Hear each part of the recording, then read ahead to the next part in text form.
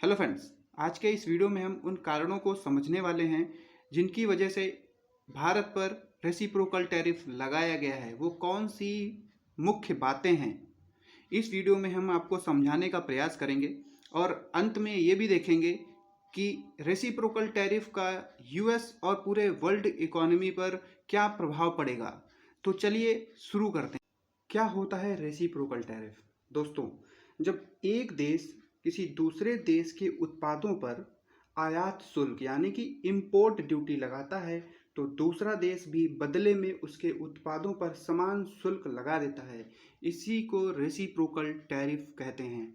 ठीक है दोस्तों, जैसे एक एग्जाम्पल के थ्रू समझते हैं। जैसे कंट्री ए कंट्री बी के सामान पर 20% टैक्स लगाती है, तो कंट्री बी भी कंट्री ए के सामान पर 20% टैक्स या उसी के आसपास टैक्स लगा देता है। दोस्तों, तो समझ में आया फ्रेंड्स?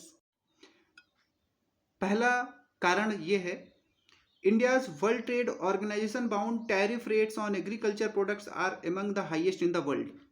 विश्व में जो WTO बाउंड टैरिफ रेट्स हैं एग्रीकल्चर प्रोडक्ट्स के, भारत में सबसे ज़्यादा हैं। औसतन 113.1% से लेकर 300% तक। अब इससे होगा क्या? इससे जो WTO बाउंड रेट हैं और जो अप्लाइड रेट हैं उनके बीच एक डिस्पैरिटी है, जिससे कि इंडिया के पास एक ऑप्शन रहता है कि जो उसके एग्रीकल्चर प्रोडक्ट हैं और जो नॉन एग्रीकल्चर प्रोडक्ट हैं उसको उसके रेट्स, उसके जो टैरिफ रेट्स हैं वो किसी भी समय चेंज कर सकती है, जिससे कि यूएस के वर्कर्स, फार्मर्स, रेंचर्स और एक्सपोर्टर्स के पास एक ट्रेमेंडस एक अनसर्टेनिटी रहती है कि इंडिया के पास ये लाभ है कि वो अपने जो टैरिफ रेट्स हैं किसी भी समय चेंज कर सकती है। दूसरा कंसर्न ये है कि 2021-22 जो बजट पेश किया गया था 20-21 में और जो बजट पेश किया गया था 21-22 में, इसमें उन्होंने ये बताया कि जो सौर इन्वर्टर हैं और सौर लालटेन और सौर इन्वर्टर सहित 31 उत्पाद श्रेणियों के लिए टैरिफ वितरण कंपनियों द्वारा उपयोग किए जाने वाले स्मार्ट मीटर पर और smart meter, headphone, loud speaker पर जो टैरिफ रेट्स हैं वो उन्होंने बढ़ा दिए हैं। ठीक है।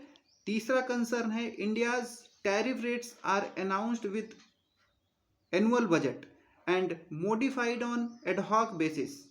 भारत की जो टैरिफ रेट हैं वो वार्षिक बजट के साथ घोषित की जाती हैं और उनको बिना अवसर के भारत के राजपत्र में अधिसूचना के माध्यम से चेंज कर दिया जाता है। ठीक है। नेक्स्ट इन्होंने कंसर्न में ये बताया है, India lack on overarching government procurement policy and practices and procedure varying among different ministries within the central government.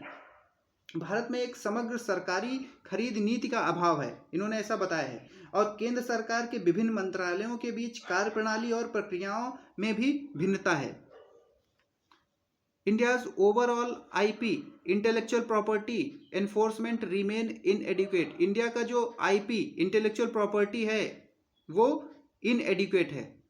फिर उन्होंने बताया है कि India imposes certain restrictions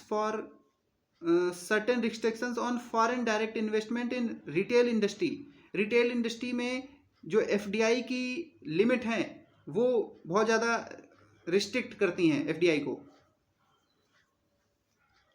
India's banking system is dominated by state owned bank.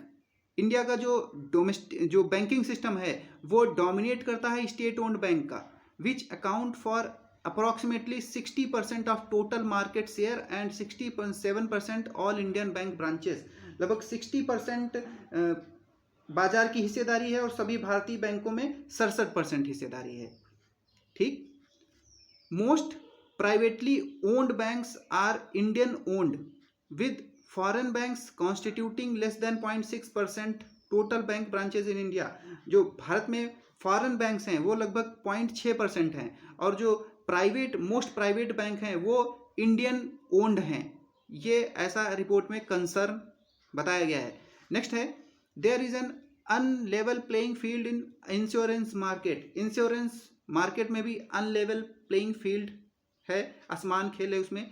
इसमें ये बताया गया है state owned companies are not subject to the same law and prudential supervision as private firm. Private firm और state owned companies जो हैं इनके laws जो हैं वो प्रूडेंशियल नहीं हैं। ठीक, next, India provides a broad range of subsidies and support to its agriculture sector including credit subsidies, डेप्थ waivers, crop insurance, subsidies for inputs at both central and state level. Central और state level पर भारत क्या करता है कि कृषि उत्पादों पर सब्सिडी प्रोवाइड करता है, सब्सिडी प्रोवाइड करता है, इंक्लूडिंग क्रेडिट सब्सिडी प्रोवाइड करता है, डेप्थ वेवर मतलब लोन माफ कर देता है, क्रॉप इंश्योरेंस सब्सिडीज, इनपुट की सब्सिडीज देता है जैसे कि फर्टिलाइजर, फ्यूल, इलेक्ट्रिसिटी, सीड, ये स्टेट गवर्नमेंट प्रोवाइड करती है और सेंट्रल गवर्नमेंट प्रोवाइड करती है। ठीक, India has conducted a large number of localise shut down of internet in recent years. Recent years में इंडिया में कुछ जगहों पर इंटरनेट शट डाउन हुआ है जिससे कि disrupting commercial operation, undermining free and open internet, impeding trade in digital economy. ठीक, जिससे कि जो इंटरनेट से होने वाला व्यापार है, ठीक है, जो ऑनलाइन व्यापार जो इससे कि होता है वो सब ठप हो गया है, ये भी इन्होंने ऐसा बताया है। Lack of transparency continues to affect and proposed laws and regulations as well as lack of uniform notice and comment procedure and inconsistent notification of these measures to WTO। पारदर्शिता की कमी, कानून और विनियामक जो कानून है उनको, जो कानून है प्रस्तावित कानून है उनको कुछ उनकी स्कीम्स हैं वो प्रभावित कर रही हैं। साथ ही एक समान सूचना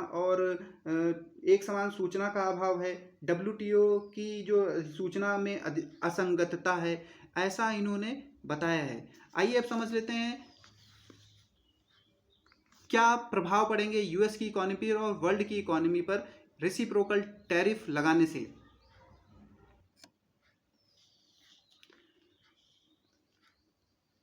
पहला है slower growth in the US में स्लोअर ग्रोथ, धीमी वृद्धि। दूसरा कंसर्न है higher inflation in the US में उच्च मुद्रास्फीति, स्टैगफ्लेशन एंड पॉलिटिकल फॉलआउट, मुद्रास्फीति, मंदी और राजनीतिक परिमाण।